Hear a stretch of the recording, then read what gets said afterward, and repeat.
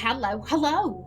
My name is Callista, and welcome back to the Séance of Blake Manor.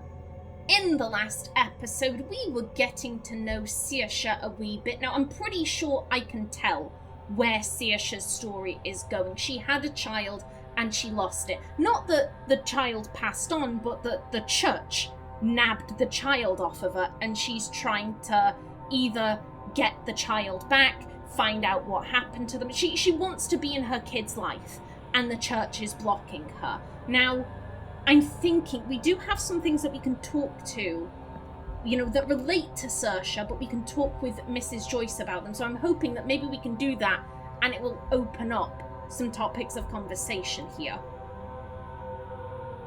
Good day. Hello, sir. Anything I can do for you? Hopefully. Yes.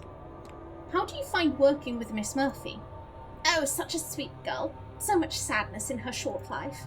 Too curious for her own good, though. I worry, seeing her wandering around with these heathens and her eager to fill a hole in her heart. Yes. Again, let's not go from everything.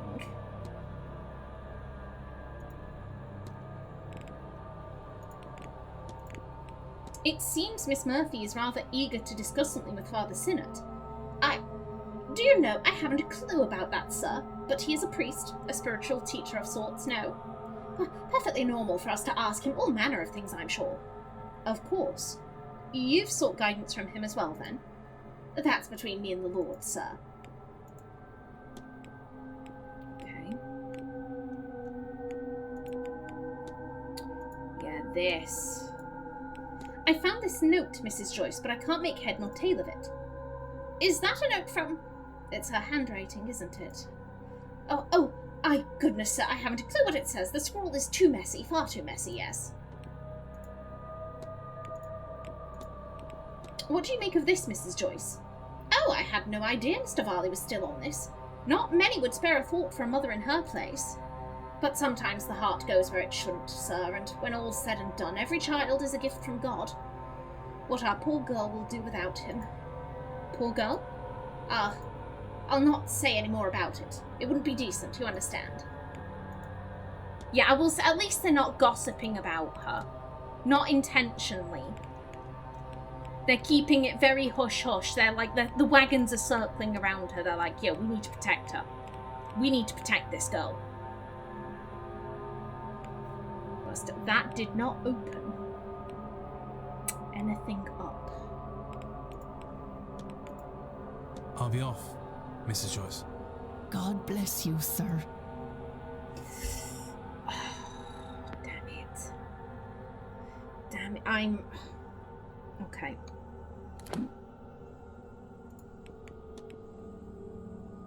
Here's the thing. So we can... There's a room here. There's a room here that apparently we can get into. But we can't because they are here.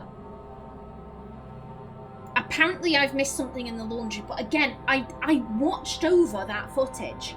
I don't know what I could have missed. I'm half tempted to say the game is glitched out because I swear down, I've looked at everything. I need them to move. That's the issue. I need them to move.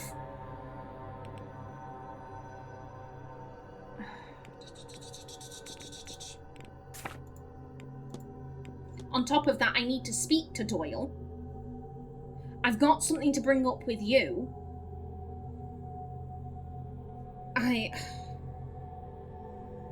Here's the thing. For you two, I need to get the key for the catacombs. I think you probably have that, and I'm not going to be able to get it off you until I deal with him. You probably have stuff in your bedroom, so I'm not going to be able to fix you until I access your quarters. We're missing a key for that.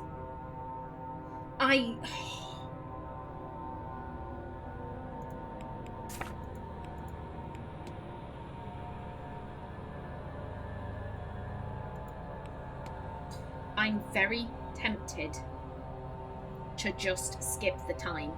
I don't like doing it, but I will. Because I need to speak to people, and I need to access rooms that I can't because the people I need to speak to are blocking the way. Fuck it. Fuck it. I'm gonna pass the time. I'm gonna pass the time. We need to be... Yeah, there's a whatchamacallit.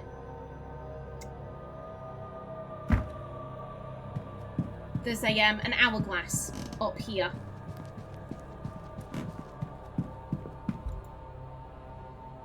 I could wait a while.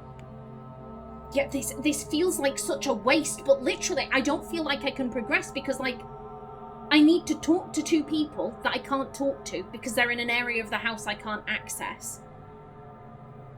And the area I can't access is where I think a lot of stuff is heading. And I can't access because they're there. It's just, I need to wait. I need to wait, I think. Okay, we do have the talk in the drawing room, which of course I'm going to go to.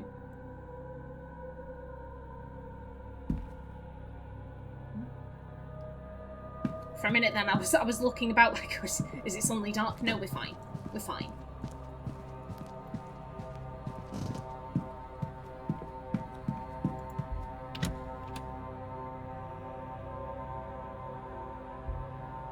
Okay, let's see what Ruari's got.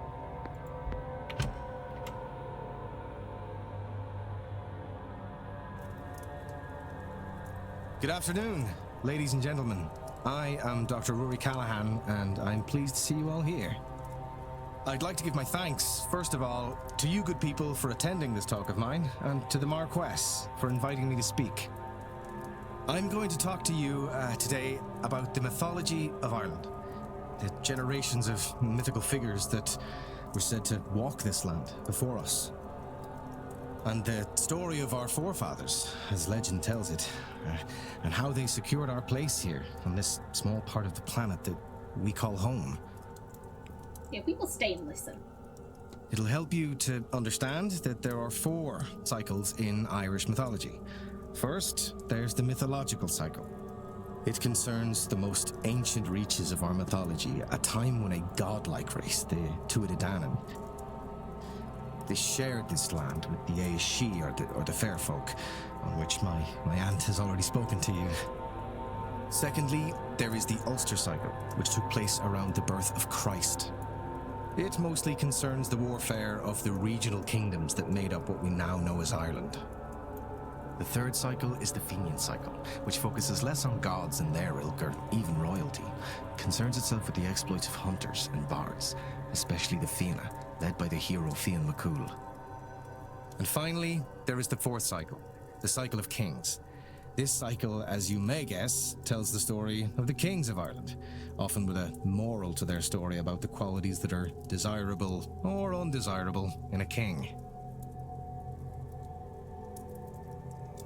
Even after the first cycle, where they're seen most often, the Tuatha Dé Danann occur in many tales throughout Irish mythology. They're not gods in the Christian sense. They do not have the same level of power, nor are they all-knowing. Rather, they're more akin to the gods found in ancient Greece or Rome. They are understood to have dominion over certain aspects of life, yes. But they were also understood to exist in a form possible for mortals to encounter, and bound by degrees of the practical nature that this implies. Their plans, as we find in these myths, can be waylaid or circumvented by wily heroes. Indeed, many is the god that has died at human hands, or close enough to how we see death for it to be functionally the same in our eyes. Which brings me to the Milesians. The Milesians, our ancestors, at least for those Irish in the room, did not start their story in Ireland, but were a group of people who had travelled the earth for many hundreds of years. They came from Iberia, first led by a man named Each, who met with the 3 High Kings of Ireland, members of the Tuatha Dé Danann. He also met his end in Ireland, though the myths do not agree as to who or what killed him.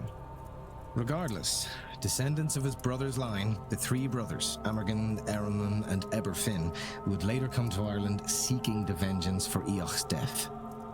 To do so, their forces travelled to the royal capital of Ireland to confront the kings he held responsible for their uncle's demise. The Milesians and the High Kings negotiated a truce, in which the Milesians would stay 3 days anchored offshore in their fleet. But it was a trick. The Tuatha Dé Danann conjured a storm to wreck their foe's fleet. However, Amergin was a legendary poet and calmed the winds with magical verse. Good on him. Those ships that outlasted the storms took again to land, and after great wars were waged, the survivors negotiated their peace. When offered half the land, the Milesians agreed, and cunningly took the upper half, relegating the Tuatha Dé Danann to the other world below. The land above was divided by Amergin between his brothers, giving the north to Eramon and the south to Eberfin. They became the new High Kings of Ireland, then known in the Irish tongue as Era, in tribute to one of the sovereignty goddesses of old. Thank you all so much for listening. I hope this gives you an understanding of where we've come from, of the kind of people we are. A people who cannot be wiped out, who can overcome any force and the tricks they may use. A people who will not stop until this land is theirs once more.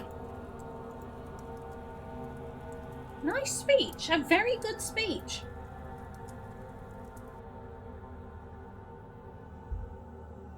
And that's not just me being biased because I think Ruari is lovely. Oh, I've given them some time. I wonder if the staff have finished moving those boxes in the basement yet. I shall close the mystery of the basement's secrets. If I can form a hypothesis, I will learn something useful from my investigation. Yes, I know. Hello. You're just out and about. Okay. There you are, dickhead. I've been waiting for you to leave the pissing basement for what feels like ages.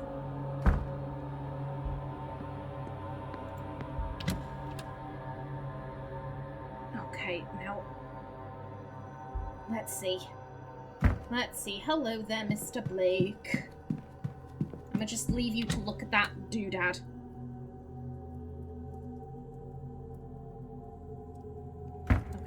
Okay. Go. Wait a minute, I'm going the wrong way.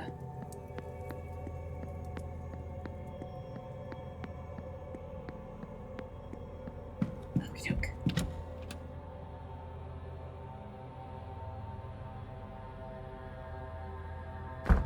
Now then, sir. So can we get in from this? Okay, so we can get in from this angle. I wasn't sure. I was like, that a padlock? Okay, yeah, but it doesn't seem like there's anyone down here. Okay. No. First things first. Back out.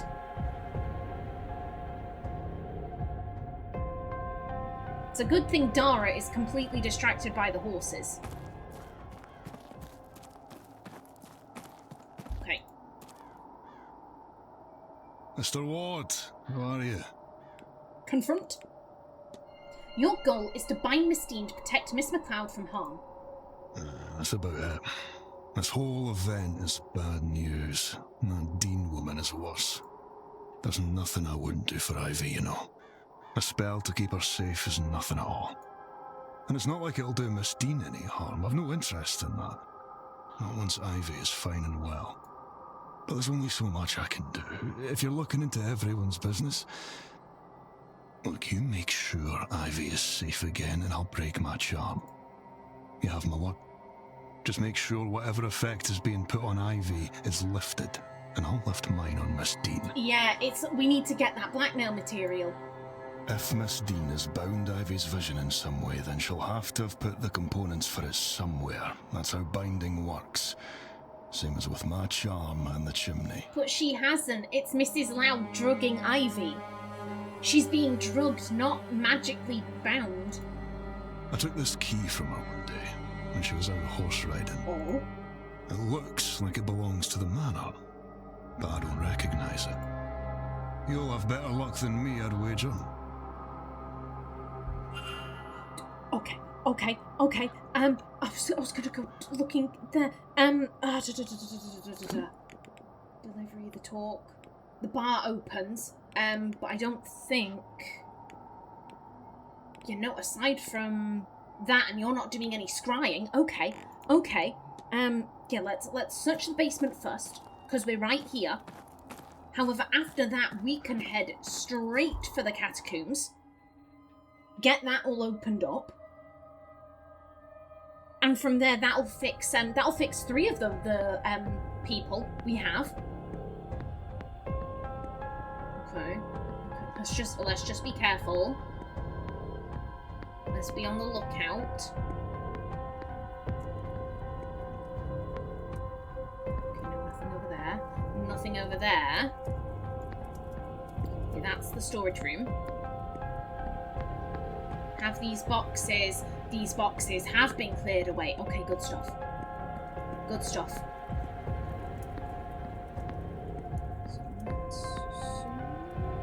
Okay. Okay, looks like we're fine.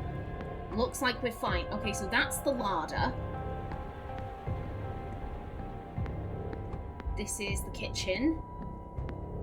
East corridors. Laundry room. Yeah, we've searched the laundry room. I swear to God we have. Otherwise, it's something that's really hidden away. Yeah, and that's the women's dormitories. Okay. Let's go with the larder first, I guess. I can't hear anything. Okay, good stuff. It's locked and hasn't been opened in a while. I suspect there's nothing I need from here. Okay, good stuff. 1 room down. That just appears to be like soap and water. Oh, they're cleaning the taxidermy. Okay. How do you clean taxidermy? That's a good question. I can't hear anything.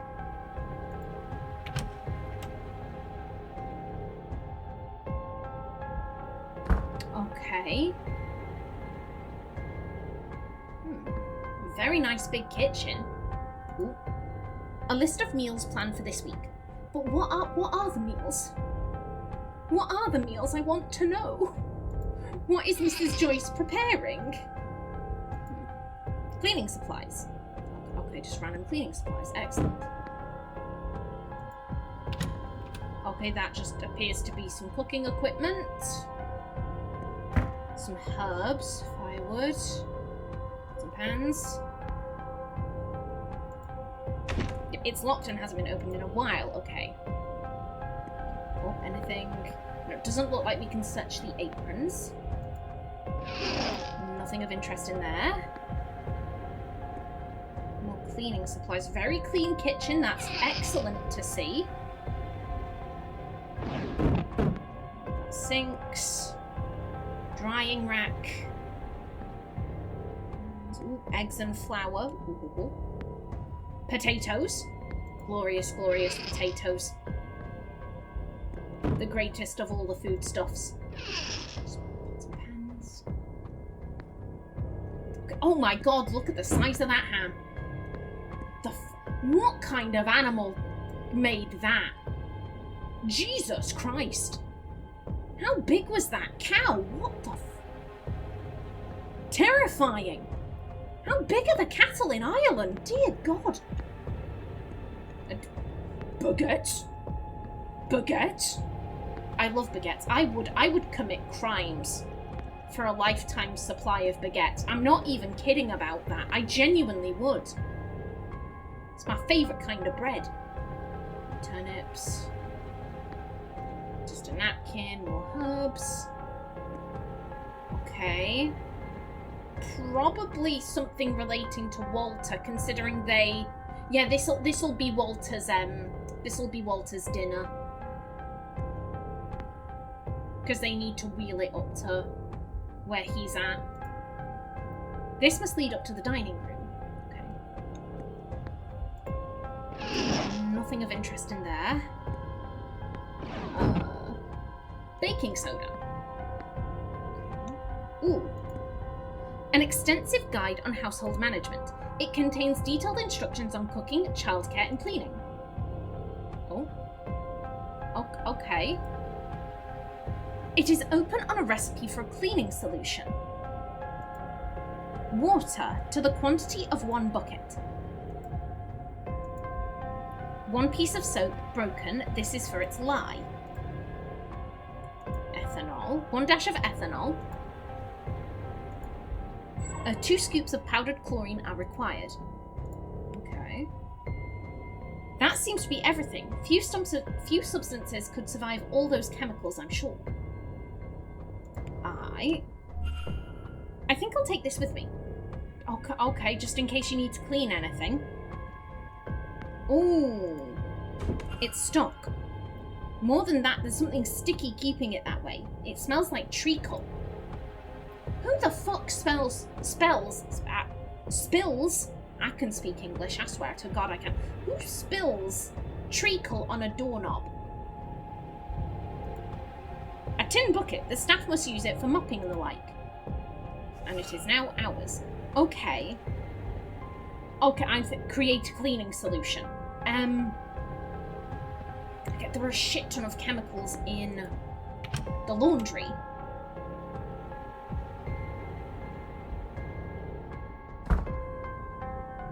Okay, speaking of, that's the laundry. 1 second, I'm just looking. I can't hear anything. It's locked and hasn't been opened in a while. Okay, so we don't need anything in the boiler room. That's the kitchen. East corridors.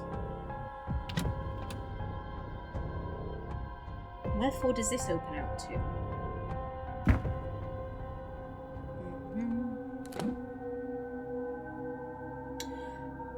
Aha! Okay, yeah. Good to know. Good to know, but I don't need to head out just yet. Okay. Can't hear anything. Good stuff.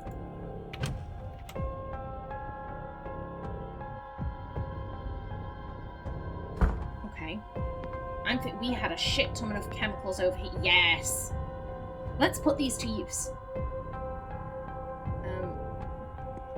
Can we?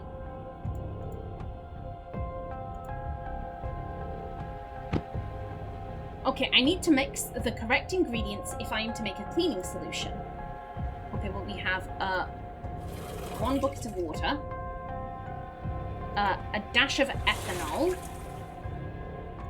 we've got the lye, and then, yeah, chlorine. 2. Test it. There. That's all that the recipe called for. I'll take this with me. Okay. This seems like everything. Maybe... is that what it... show me... back. The basement.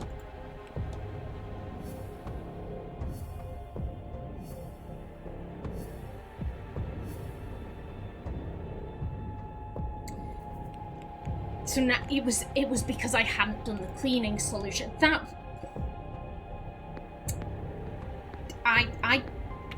that was bad design. That was bad design because I was stressing out over that, thinking, what the hell did I miss? I swear to God, there's nothing I missed. And it turns out, yeah, there wasn't. Okay. Let's use the solution.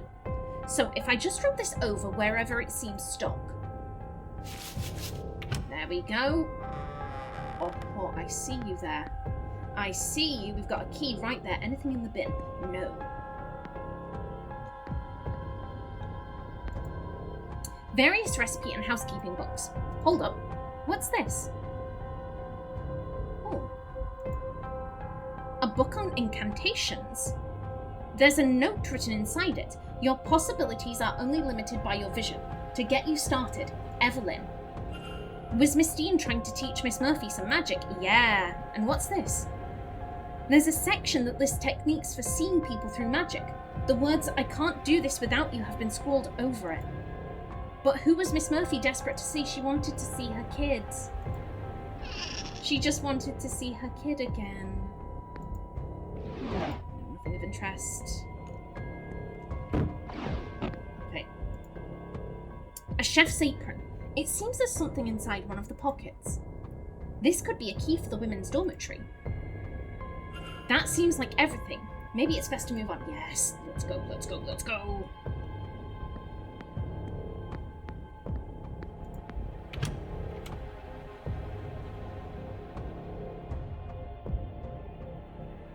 That, I think that should be... kitchen. Yeah, that leads to the east corridor. That's the larder that we can't enter. So yeah, this will be it. Yeah, that's the boiler. That's the boiler room, which again, we can't enter. Okay, women's dormitories. Let me in. Well, first things first, we'll listen. I can't hear anything, okay.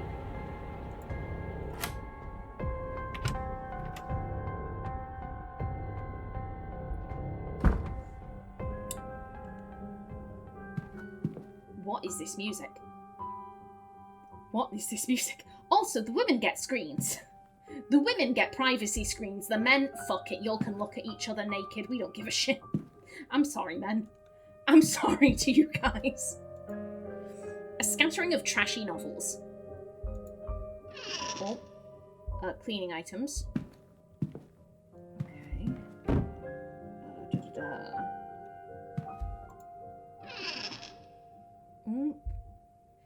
I'm pretty sure this would be a book that apparently I can't hover over.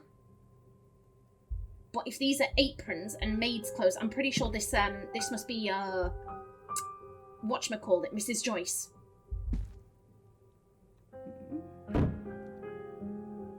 Hello.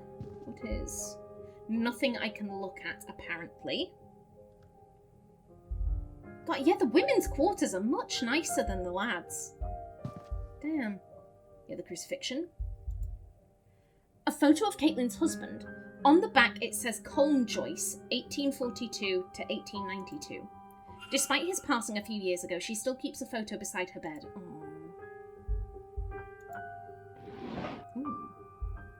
Death certificate. The death certificate of a Colm Joyce, Mrs. Joyce's late husband, perhaps.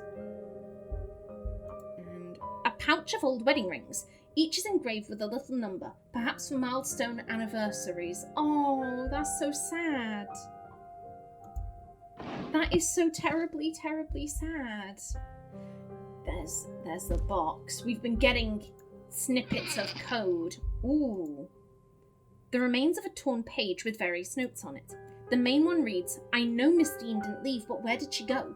Something needs to be done to make sure she's okay. But it also has, why can't I remember and have to protect that poor lass written on it too. So this is Dara.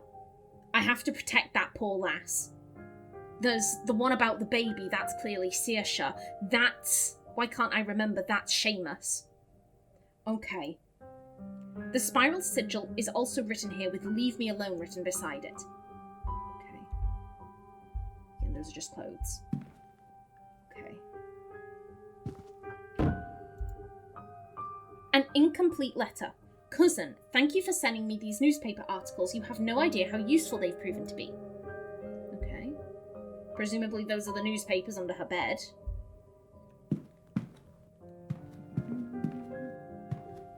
So it's looking like this room isn't in use. Okay, nothing catches your eye. Nothing in the nightstand? No. Nothing in there, and nothing in there. That's not a desk to be opened. Nothing in there. So it seems like they had the resources for way more staff than they have currently. Yeah, that's the Virgin Mary.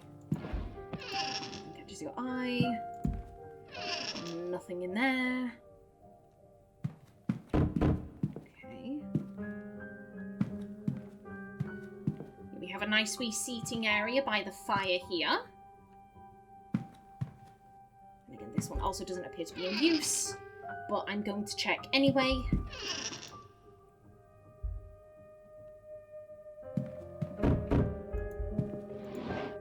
There. Hello. This has been hidden away, as if somebody couldn't bear to look at it or be seen by it. Ooh. Okay. That's just another chamber pot. Ah, okay.